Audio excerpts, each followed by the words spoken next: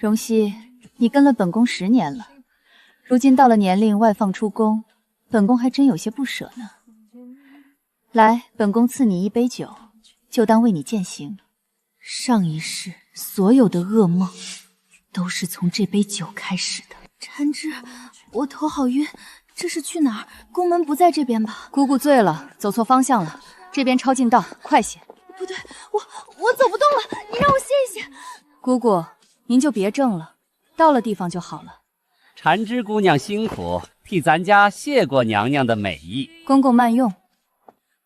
我是贵妃娘娘的人，你不能碰我！贵妃娘娘的人，荣熙姑娘，就是娘娘亲手把你赏给咱家的呀。那一世，我被困在那间屋子里3年，温源，这笔账，我一辈子都忘不了。荣熙，你怎么了？主子，离宫宴结束后，奴婢就要离开您了，心里实在是舍不得，又难受的厉害，才会失了分寸，还请主子赐罪。难为你这么多年的陪伴，罢了，你且喝了这杯酒，算是本宫为你饯行。一模一样的酒，一模一样的笑脸，上一世我信了，这一世我清醒得很。荣熙，你这是什么意思？难道本宫这杯酒有？奴婢不敢，娘娘赐酒是奴婢的荣幸。上一世这杯酒把我推进了地狱，这一世温源该你还债了。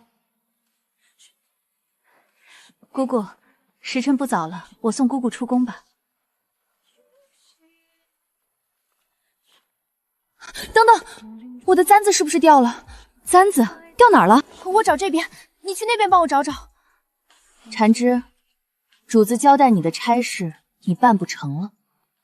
姑姑，你确定是掉在这边吗？怎么找不？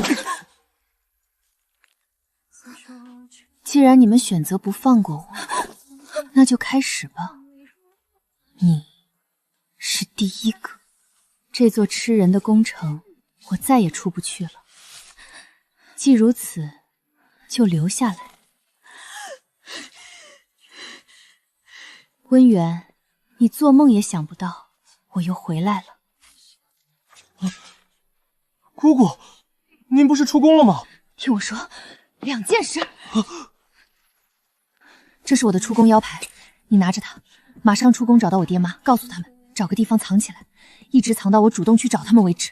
姑姑，到底出了什么事？这些是你的报酬，小橙子，此事绝不能告诉任何人，更不能告诉主子。你欠我的命，今天还。姑姑，第2件事，我借你的衣服一用，你回去再取一件换上。这是要做什么啊，姑姑？小橙子，此件事若是说出半个字，你我都将死无葬身之地。佳丽3000的宫里，能比得过我的人寥寥无几。10年了，我藏得太久了。温源，你不愿放我出宫，将是你此生最后悔的决定。与其被送去做老太监的对食，我宁愿选择这天下最尊贵的男人，搏上一搏。景丰帝萧纪年少时封王建府，遇到了此生最爱的人，将军府的邵阳郡主。他带她游遍大江南北，甚至向先皇求了赐婚。可成婚前，那姑娘突然得了急症，病故了。每到软软的忌日，她都独自躲进这座藏书阁。软软，不带护卫，不带随从，10年了，年年如此。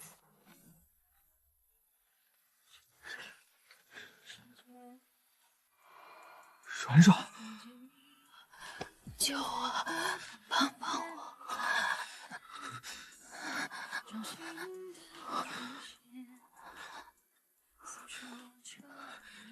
说，你到底是谁？跟着温贵妃去养心殿那次，我看到了那幅画像，回来后一颗心差点跳出腔子。我原本的那张脸和画上的人太像了。从那以后，我更加行事低调，绝不在皇上面前显露真容。如今，我什么都不怕了。今夜不上这张龙床，迎接我的只有死路一条。我是你的软人，帮帮我！软软，贵妃娘娘，咱家瞧着荣熙那贱人，怕是就在里面。听小的们说，这里面有男子的声音。秽乱后宫，其罪当诛。便是本宫身边的人，也绝不能姑息。来人，搜！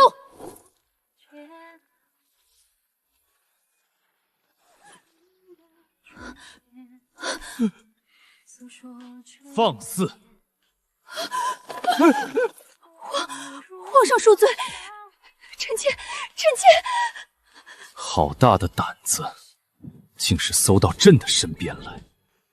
皇上，臣妾身边的荣熙，本该今日出宫，不想竟是私会情妇。荣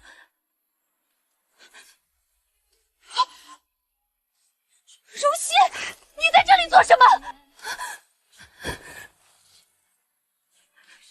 温源，你精心谋划的一切全变了。你给本宫下来，跪下来！贱婢，你居然敢爬龙床！贱人！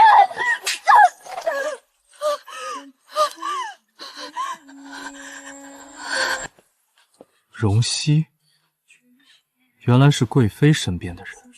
回皇上，奴婢刚才参加离宫宴，喝了点酒，醉得厉害。奴婢不该冲撞皇上，奴婢罪该万死。起来吧，朕既已宠幸了你，自会给你一个名分，封玉贵人。皇上，不可！臣妾请皇上收回封赐，荣熙配不住皇上。朕说他配得上，便是配得住。皇上，他早已经是李公公的对食，此事传出去，皇上怕是会惹人笑话。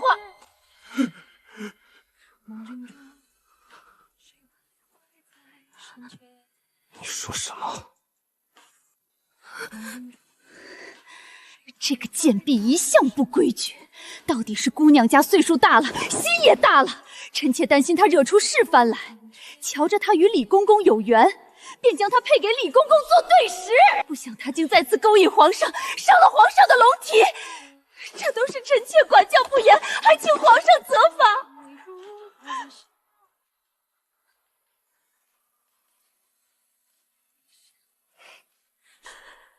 温源啊温源，离了我的提点，你连章法都乱了。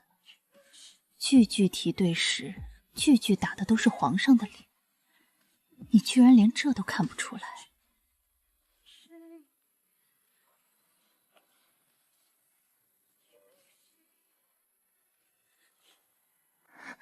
皇上，奴婢从未与李宫中有过牵扯，不知贵妃娘娘为何有此一说。奴婢平日住在景和宫当差，李公公在养心殿当差，给奴婢10万个胆子，也不敢攀扯养心殿的人。我短短几句话，没有攻击温言一个字，可每一句都是钉子。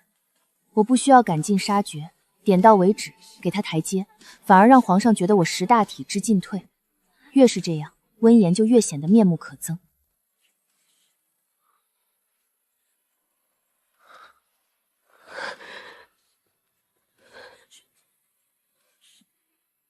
你已经是朕的宁贵人，以后不准再自称奴婢。温贵妃身居高位，却不注重言行容德，当真是醉得厉害。罚俸1年，以儆效尤。这些日子没事就不要出来了，好好待在你的景和宫，修身养性。正值冬日，宫廷修缮不利，先帮你物色一处住的地方，等开春另外安排寝宫。皇上，臣妾有个不情之请。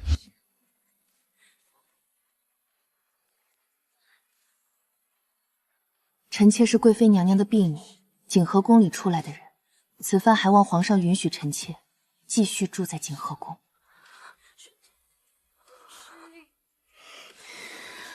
皇上，方才臣妾是真的醉了，如今酒劲儿过了，臣妾也知错了，还请皇上恕罪。妹妹能得皇上的青睐是她的福气，可她到底是臣妾身边的宫女，一朝得宠便单独赐宫中主位，让宫里的其他姐妹心里难免不好受。不若先让妹妹在臣妾的景和宫住着，等日后妹妹升了位分，再另外赐宫别居也是好的。到底是你宫里出来的人，你好好照顾怡儿，你退下吧。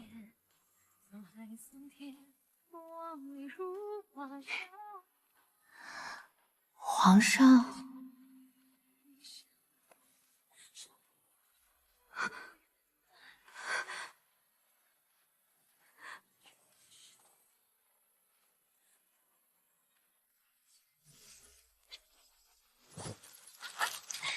贱婢，这一次你必须死！温源，这就受不了了吗？景和宫是你温源的景和宫，也是我的战场。你以为罚俸禁足就够了吗？离你最近，才能伤你最深。偏殿不大，但收拾的倒也雅致。皇上的赏赐源源不断的送进来，各宫的嫔妃也纷纷递了礼。温源隔着一道院墙，怕是恨不得一把火把这些东西连着我一起烧了。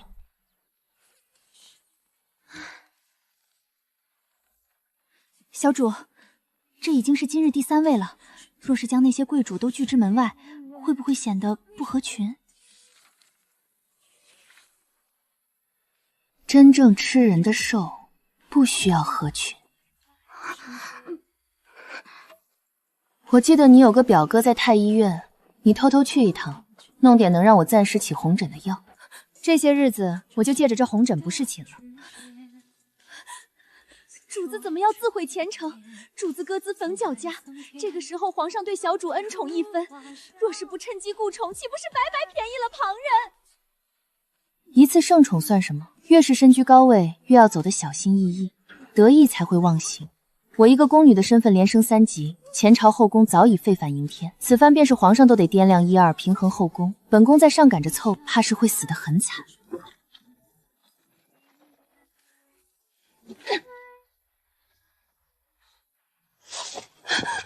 来了，你敢挡本宫？见了本宫还不下跪！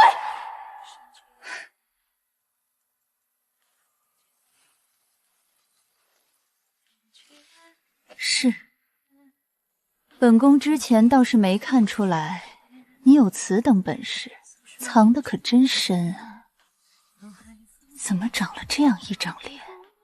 为何偏偏和那个亡故了的女人极像？你说我要是毁了这张脸，你还有什么本事敢在我面前耀武扬威？姐姐，你不敢的。我这张脸若是毁了，你也活不了。别低估了先皇后在皇上心目中的位置。当年邵阳郡主亡故，虽未嫁入端王府，可皇上依然追封她为皇后。即便是当今的王皇后，也是选的先皇后的表妹。姐姐，你说她到底有多爱那个女人？为什么？你为何知道这些？温源，我是有多眼瞎，才会跟了你10年。姐姐应该还记得昨夜皇上下令让姐姐在景和宫修身养术，如今姐姐若再恼，怕是没有昨天那般幸运。多谢妹妹提醒，也恭喜妹妹得偿所愿，一朝山鸡飞上枝头变凤凰。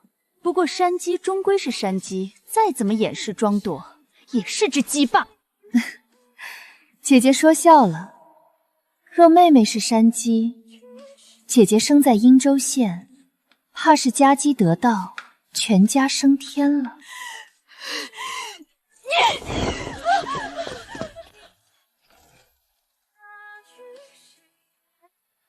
你倒是撒了气走了，那现在轮到我了。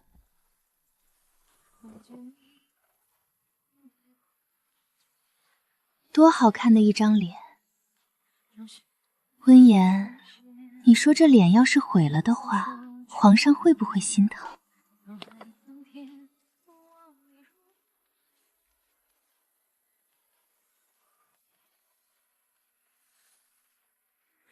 既然你亲自来搓磨本宫，本宫焉能让你全身而退？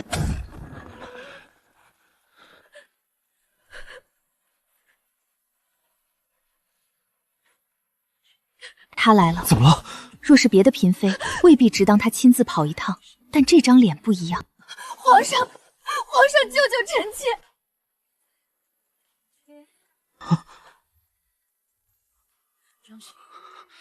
怎么会这样？你们便是这般伺候主子的吗？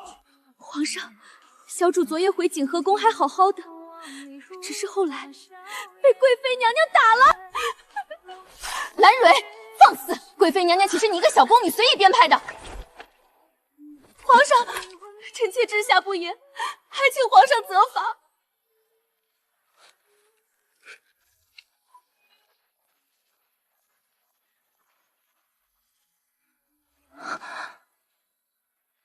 来了，妆都上好了，看来是有备而来。臣妾就说嘛，今早起来枝头上的喜鹊叫个不停，原来是皇上来了臣妾的景和宫。哼，温贵妃好大的威压，竟是连朕亲自册封的宁贵人也非打即骂。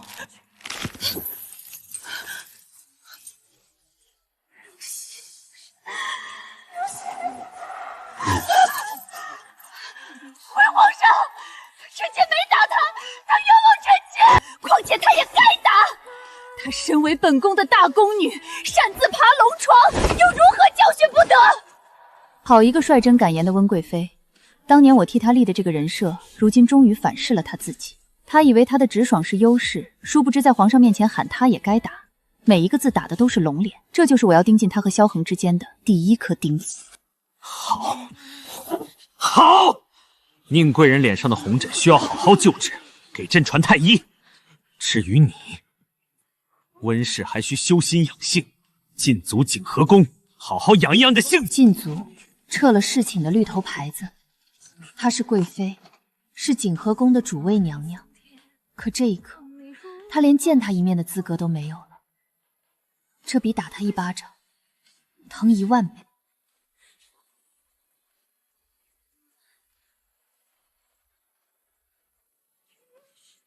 你不给我活路，那就只能承受这样的结果。荣熙，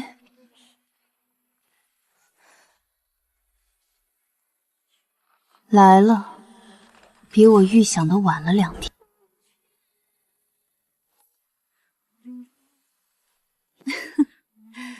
这不是如今宫里头传开了的洗脚亚宁贵人吗？这么冷的天，宁贵妃去哪里了？思涛不在了，东西应该已经被萧痕捡到，他会来的。门口守着的是红绡，让我猜猜看，这一次你会不会被煮呢？多谢姐姐关心。昨夜下了一场大雪，正是赏雪的好日子。赏雪？方才有人可是看到你在凤仪宫附近的梅园里私会情郎。姐姐莫不是糊涂了？我只是瞧着皇后娘娘凤仪宫附近的梅林景色很美，便在那里赏雪弹琵琶。情郎子虚乌有之事。今日萧换便装去看望王皇后，温源派人跟踪我，可他的人是个蠢货，连皇上都没认出来。一个水性杨花的贱婢罢了，谁给你的胆子这般秽乱后宫？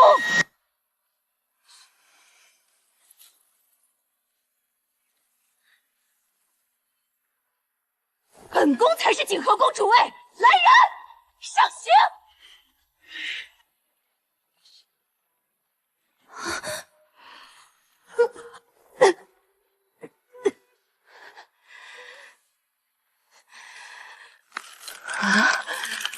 给本宫重重的打！本宫倒是要瞧瞧，是你的嘴硬，还是本宫的宫规硬？主子，主子！好大胆的奴婢，拖出去杖责！没有本宫发话，不准停！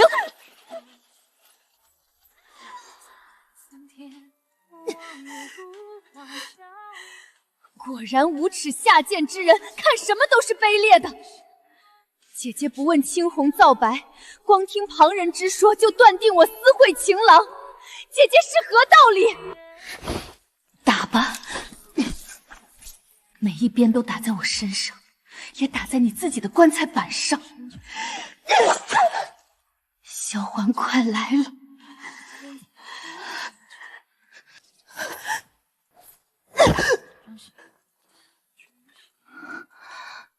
明黄色，他来了。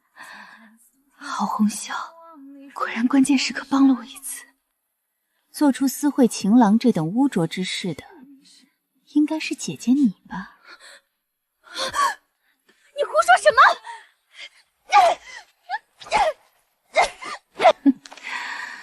温远，当年我和你亲手将你的情郎姜太医埋进了枯井里，个中滋味如何啊？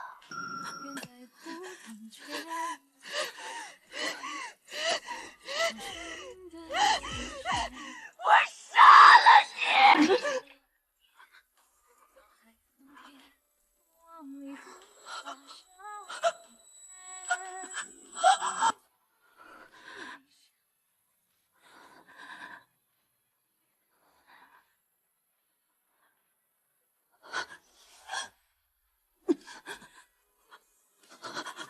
皇上，他在想，他不是厌恶长了红疹的我吗？为何还会来？还是偏偏选在他动手的时候来？这世上哪有这么巧的事？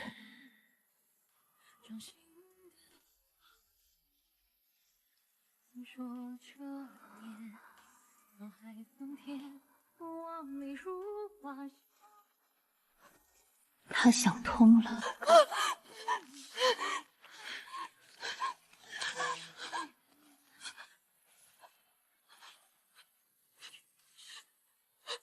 皇上，皇上，不是臣妾，不是，皇上，不是臣妾，是他，是这个贱婢，他在凤仪宫附近的梅园里私会外男。不用找了，朕便是你要找的宁贵人的奸夫。好歹也是大齐的两贵妃之一，状如丰富，哪里撑得起皇家的颜面？来人，传旨！温氏德行有亏，擅妒狂躁，实在德不配位。即日搬出景和宫，着东四所居住。入宫10年，吃了多少苦他自己知道。东四所形同冷宫，他好不容易从冷宫里爬出来一次，如今又要被打回去。皇上，皇上，是这个贱婢做剧要害臣妾，臣妾真的不是故意上皇上楼梯，皇上饶了臣妾这一回吧，皇上，皇上。萧缓，拖出去。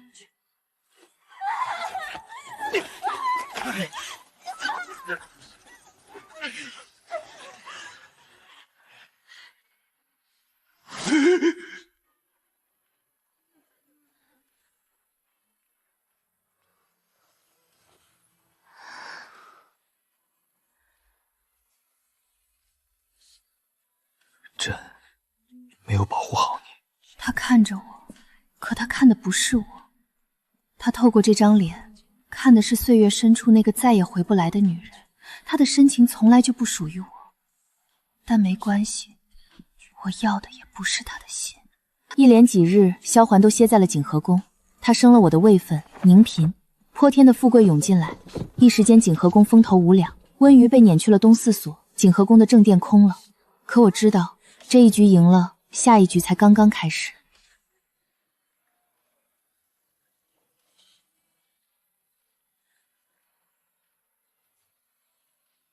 皇上，您看那边。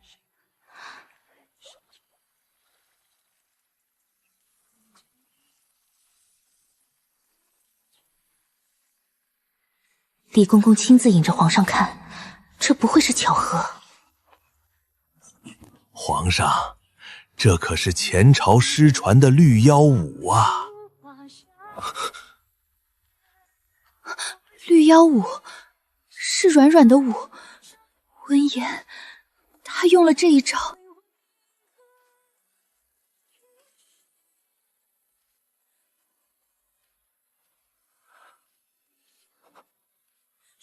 绿腰，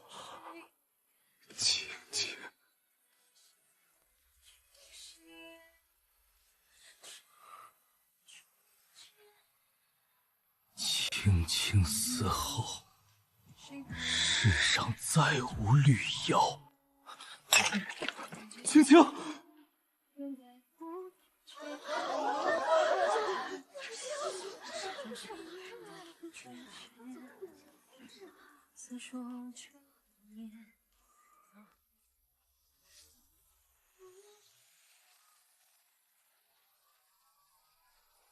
冬天哪儿来的蝴蝶？它们刚飞出暖帐，就冻死在了湖面上。所有人都在鼓掌，没有人看到它们在死。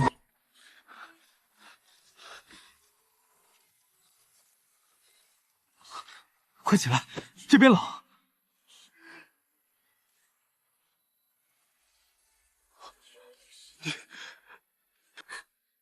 皇上，臣妾上一次误伤了皇上，这些日子臣妾生不如死，只盼着皇上能原谅臣妾。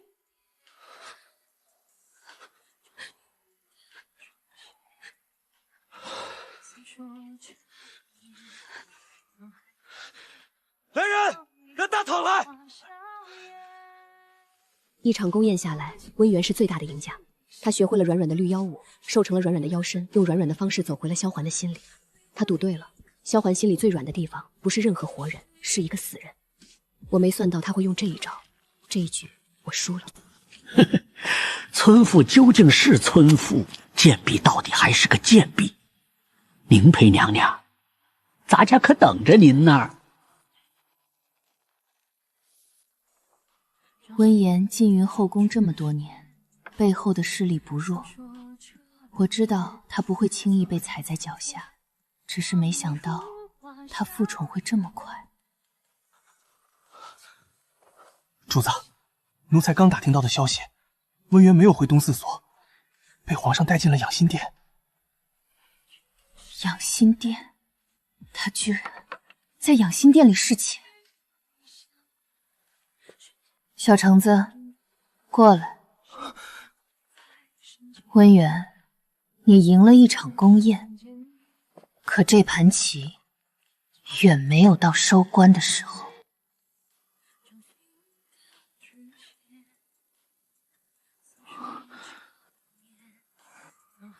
源儿，怎么了？没什么，臣妾就是高兴，高兴皇上能原谅臣妾，不再生臣妾的气。朕早就原谅你了，不必再挂怀。臣妾多谢皇上。爱妃经此一遭，倒是懂事了不少。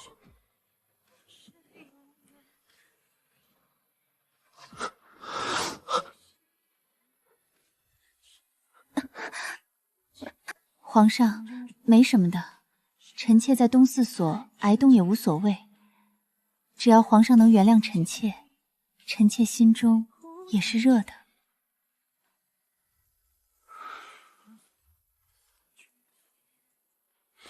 李公公，是，将东四所那些没用的奴才处置了去。是。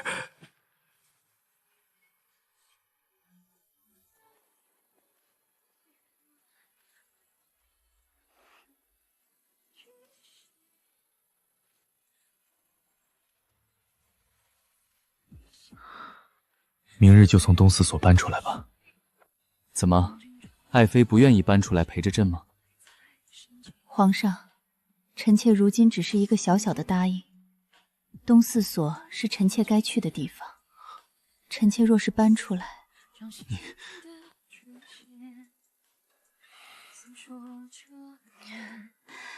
皇上切莫为了臣妾这般为难。臣妾便是住进了东四所，也没什么不好的。皇上为臣妾做的已经够多了。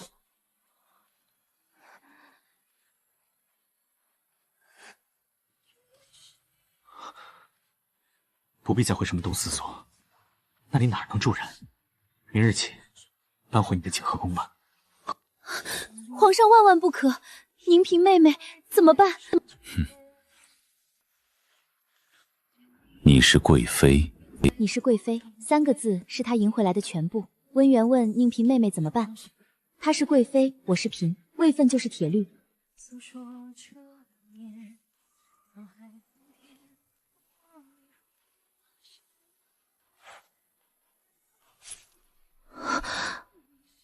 别怕，是朕。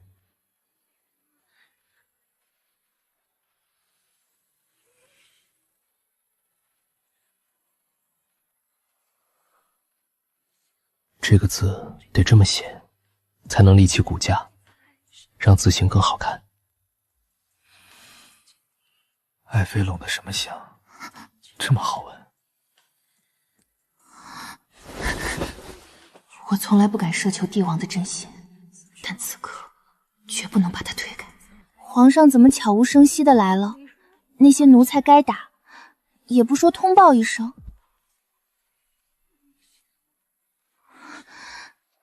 臣妾给皇上行礼。是朕不让他们通报的。宁儿，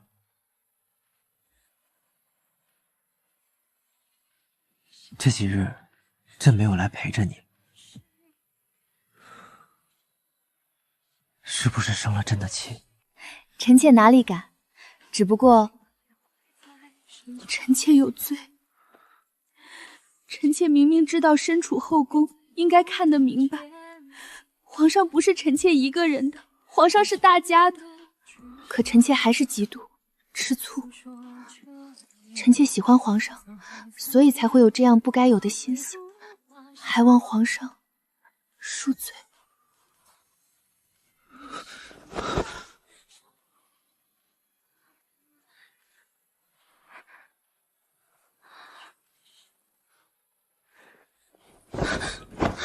怎得这般害羞，耳朵都红了。皇上，贵妃娘娘新编了一支舞，请皇上过去瞧瞧。他的脚步停了，搂着我的手松了。温源的舞永远比我的画考试。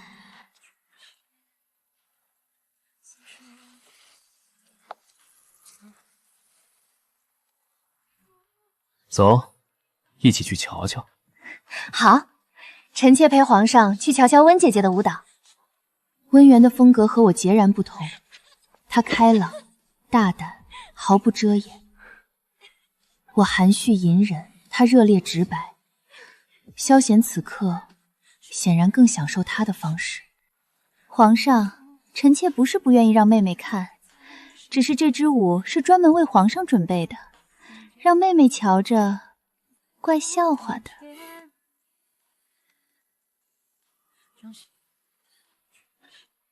不妨让妹妹在外面先候着，臣妾跳给皇上看。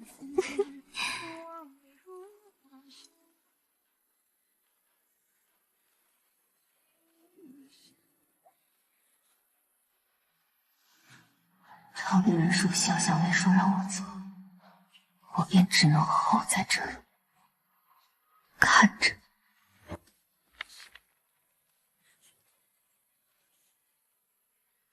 主子，这是南疆秘药，正好克制温氏身上的南疆秘术，无色无味，只要沾染在他用的东西上、穿的衣服上，都会发挥效药。果然是好药，希望能送他上路。温源，你活得太久了。宁嫔娘娘，贵妃娘娘请您过正殿说话。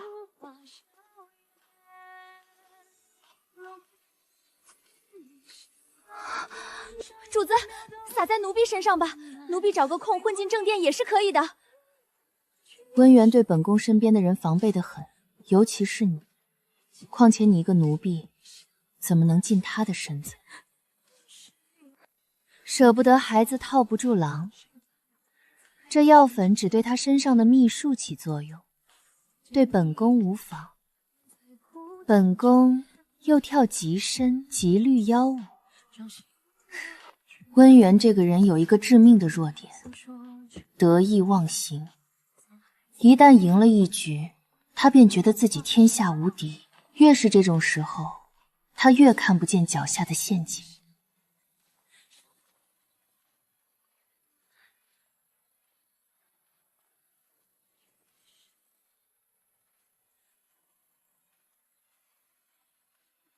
嫔妾给贵妃娘娘请安。本宫最近服侍皇上，分外的疲累。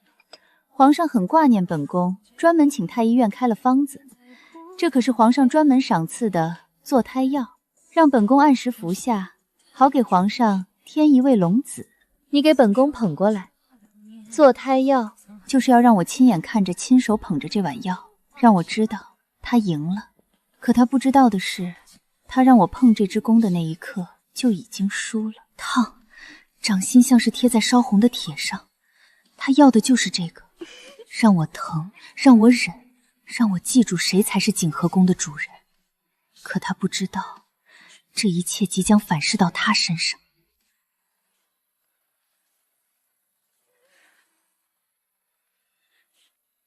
别动，这可是皇上御赐的东西，你这条贱命赔不起。是。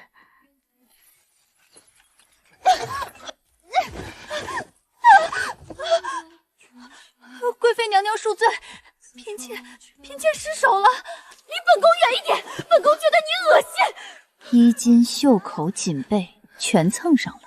温源，你方才那一下不疼，可你身上这些看不见的东西，才是真疼的开始。这可是御赐的东西，你好大的胆子，胆敢给本宫泼洒了！来人，宫规伺候。什么宫规？朕倒是不知道，景和宫还有专门的宫规不成？臣妾给皇上请安。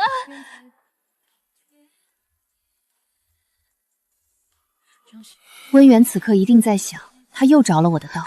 可他永远弄不明白一件事，不是我的道有多深，是他自己每次都往同一个坑里跳，得意忘形，暴怒失控，然后亲手把证据送到萧恒眼前。究竟怎么回事？回皇上的话，都是臣妾不小心打翻了温姐姐的做胎药，臣妾以后再也不敢了。做胎药？皇上，宁妹妹这些日子许是嫉妒臣妾成宠，今日来臣妾这里，更是将臣妾的做胎药打翻，臣妾也是一时气急。捧着，我特意咬中了这2个字，是臣妾不懂事。温姐姐让臣妾捧着珐琅钟服侍在侧，这等小事臣妾也做不好，臣妾当真没用。萧何看到了我的手，他自然会想，滚烫的珐琅钟为什么不端提环，要用手掌捧着？是谁让我这么捧？你让他怎么捧得住？这么烫的热汤，珐琅钟的胎底这般脆薄，你让他伺候你，在一边捧着？不是的，不是的，臣妾。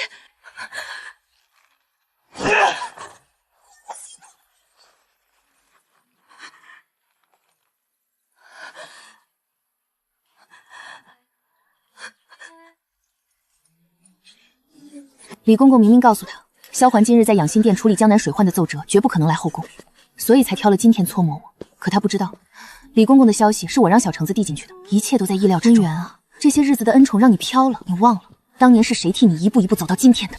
臣妾有罪，还请皇上责罚。他看他妖日的那一眼，想的是绿妖舞，想的是软软。罢了，不必磕了。你这几日的做胎药，缓缓再喝。温源的命，终究是那个死去的女人在替他续着。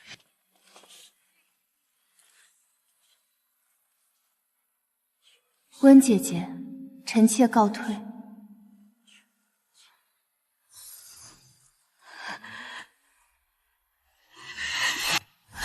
你别太得意。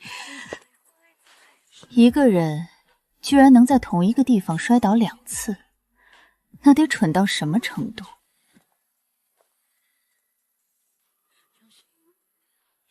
元儿又编了一套新舞，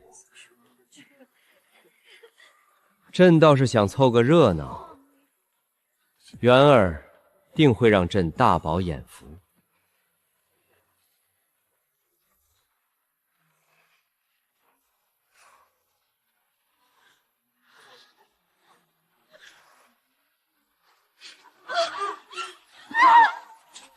来了。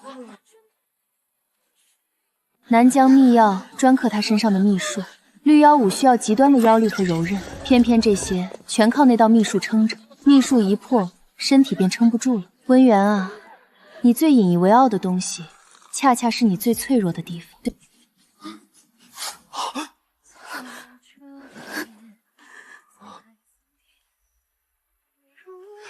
太医，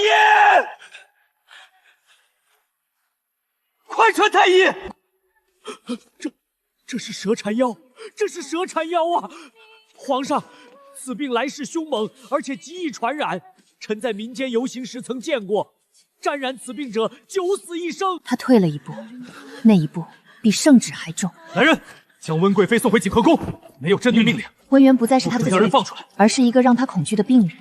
景和宫的大门一旦从外面锁上，就再也没有绿瑶舞能替他打开了。宁嫔便从景和宫搬出来吧，先暂住在听雪轩。臣妾谢皇上恩典。温源，你这么喜欢景和宫的主位，那本宫就让给你了。主子，景和宫那边人没了。温源死了，我跟了他10年，替他出谋划策，替他争宠升位，最后替他收了整，连一滴雨都没有落下来。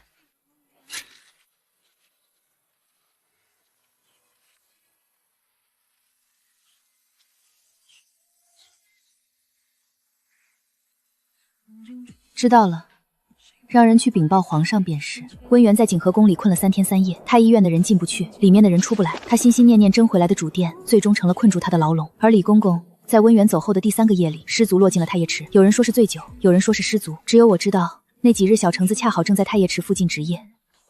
春暖花开的时候，我搬进了长乐宫，封了宁妃。从一个灰扑扑的宫女，到独占一宫的妃位。这条路我走了10年。他看着我的时候，目光温柔的像在看这世间最珍贵的东西。可我知道，他看的不是我，他透过这张脸看到的是少阳郡主软软，是那个在雪山之巅跳绿腰舞的红衣少女。他的软软死了，而我活着。活人怎么跟死人争呢？不争便是最大的赢。主子，凤仪宫又传了太医，这回怕是……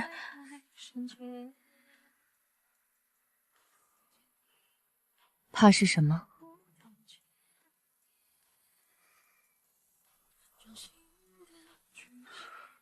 王皇后拖了这些年，终于到头了。这座后宫里最后一个见过少阳郡主的人，也要走了。宁妃娘娘，皇后娘娘说了，您来了不必通报，直接进去便是。凤仪宫比我想象的要冷，不是温度上的冷，是那种将死之人身上特有的气息，让人忍不住想打寒战。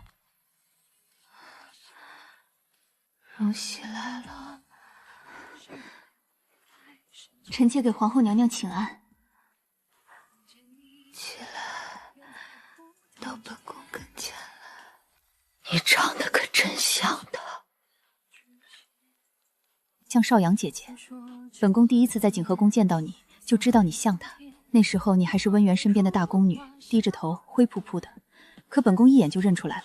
你这张脸，跟少阳姐姐年少时，至少有5、6分相似。本宫知道你恨温源。你也恨本宫吧？本宫明知你在景和宫受苦，却从来没有帮过你。不是不能帮，是不想帮。你跟温源斗，本宫乐得看戏。他说的坦荡，这份坦荡反倒让我无话可说。可是后来，本宫看着你一步一步往上爬，看着你被温源打了又爬起来，看着他被你算计的连命都丢了，本宫忽然觉得，你跟这宫里的其他女人不一样。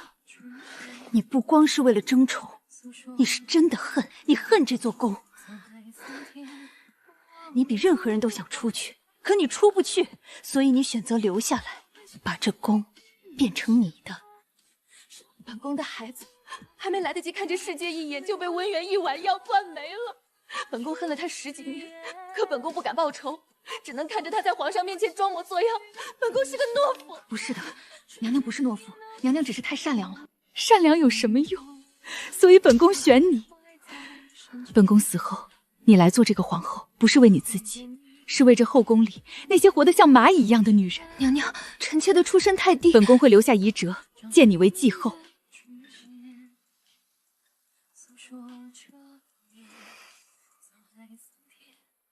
臣妾答应你。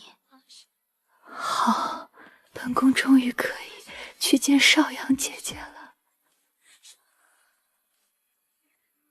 这座后宫里最后一个见过少阳郡主的人走了，从此以后，这座吃人的宫城里只剩下我了。王皇后薨逝那年冬天，萧祥立地排众议，册立我为继后。从宫女到皇后，不到2年，我走完了大齐后宫女人一辈子也走不完的路。他笑了，我没有。我望着眼前这座银装饰裹的深宫，层层叠叠的殿宇飞檐，永远也望不到头。这座吃人的宫城，我终究是没能走出去。可我走不出去，便让这里成为我的天下。封后大典的绿乐声还在耳畔回响。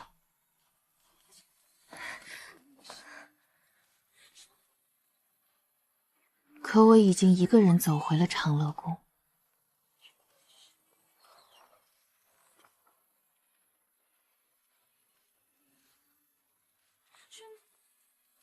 娘娘，今夜是封后大礼，您怎么不在乾清宫陪着皇上？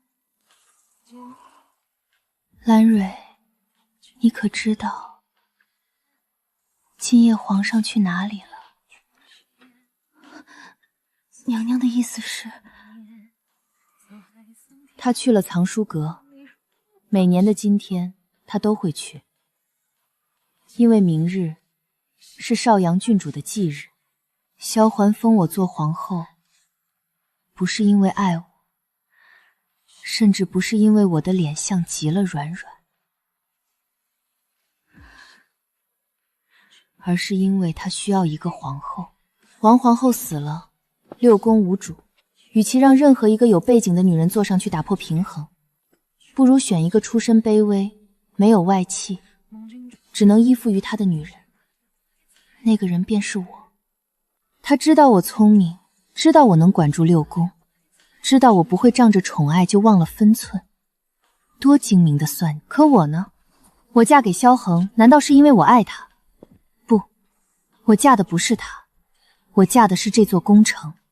温源死了，李来福死了，可想要我死的人还有很多。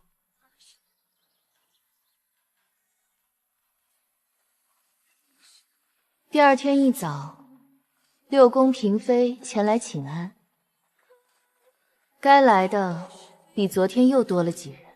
皇后娘娘千岁千岁千千岁！这就是萧汉的后宫，他还不到30岁，已经有了这么多女人。都起来吧。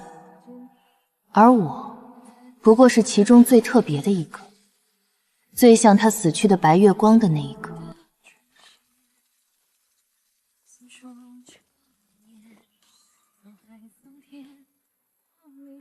皇后娘娘，臣妾有些话，不知当不当讲。贤妃姐姐，但说是妨。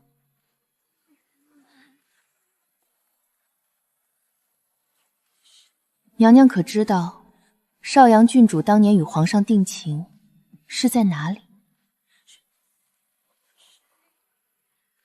贤妃姐姐为何突然说起这个？因为臣妾在娘娘身上看到了她的影子。臣妾只是想说，娘娘既然坐上了这个位置，便好好坐稳她。这后宫里的女人，谁不想往上爬？可爬得越高，摔得越惨。温源就是例子。臣妾言尽于此，告退。贤妃是在提醒我，还是在警告我？她是敌是友，我一时竟分辨不清。这就是后宫，没有人是纯粹的敌人，也没有人是纯粹的朋友。我用了1个月的时间，将6宫事务理得清清楚楚。第一件事，清查内务府的账目，将那些中饱私囊的太监撤职查办，换上我自己的人。第二件事，重新核定各宫分列，一切按组织来，不得罪高位，不亏欠低位。第三件事，也是最重要的，在长乐宫设了内学堂，明面上是提升学识，实则是笼络翰林院，也在嫔妃们中间安插眼线。蓉儿，朕听说你把内务府那帮蛀虫都给清了。都是些该办的事，臣妾不敢居功。皇上喜欢吃，臣妾以后常给您做。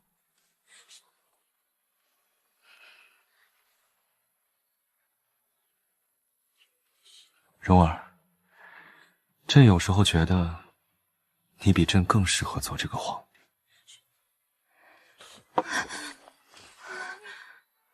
皇上此言差矣，臣妾不过后宫是后宫妇人，怎敢与皇上相提并论？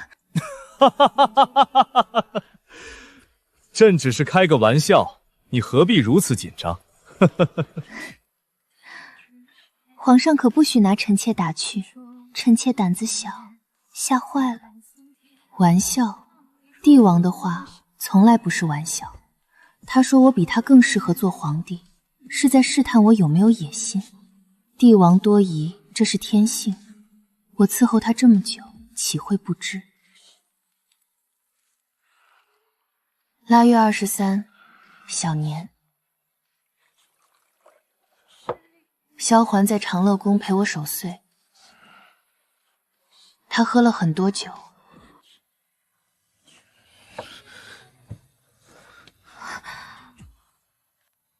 蓉儿，你知道吗？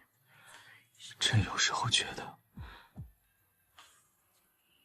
你就是软人，可朕又知道你不是他，他不会像你这样对朕笑的时候眼睛里没有光。他看朕的时候，眼睛里有星星，可你看朕的时候，什么都没有。可朕不介意，朕留你在身边也不是因为爱你，朕需要一个人陪朕走完这一生。软软死了，朕不想再一个人了。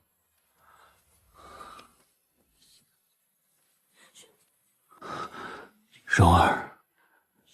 朕不要求你爱朕，你只要一直陪着朕就够了。萧环知道一切，他知道我利用他，知道我心里没有他，可他不在乎，因为他需要的从来不是爱情，他需要的只是一个不会离开的人。而我既然走不出这座宫城，便只能留下。既然留下，便只能做那个一直陪着他的人。不是感情，不是仇恨，是认命。从我被温夜赐下那杯酒开始，从我在藏书阁撞进萧阳怀里开始，从我一步步踩着鲜血登上后位开始，我就已经认命了。这座吃人的宫城，我再也出不去了。可我走不出去，便让这里成为我的天下，而这天下从来不属于我。它属于这座宫城里那些死去的、活着的、疯魔的、认命的女人们，我只是其中之一。